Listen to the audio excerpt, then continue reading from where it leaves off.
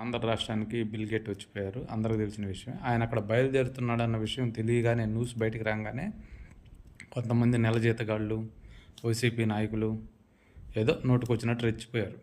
వాళ్ళు అలా మాట్లాడడంలో తప్పనిపిలే నాకు. ఎందుకంటే వాళ్ళ స్థాయి గురించి ఒకసారి ఈ వీడియో చూస్తే అర్థమవుతుంది మీకు.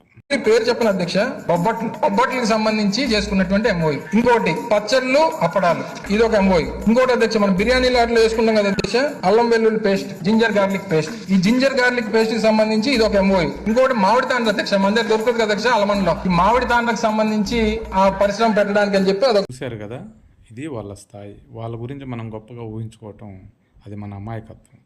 వాళ్ళకి బిల్ గేట్స్ గురించి, పెద్ద పెద్ద కంపెనీల గురించి వాళ్ళకి ఏం తెలియదు. అప్పడాలు, బొబ్బట్లు ఇలాంటి వాటి గురించి వాళ్ళకి తెలుసు. సో వాళ్ళు గ్రామసింహాల్లాగా మరుగుతూ ఉంటారు. దాన్ని మన ఆంధ్ర రాష్ట్ర ప్రజలు పట్టించుకోవాల్సిన అవసరమే లేదు. అవి గ్రామసింహాలను వదిలేయటం బెటర్ అని నా అభిప్రాయం.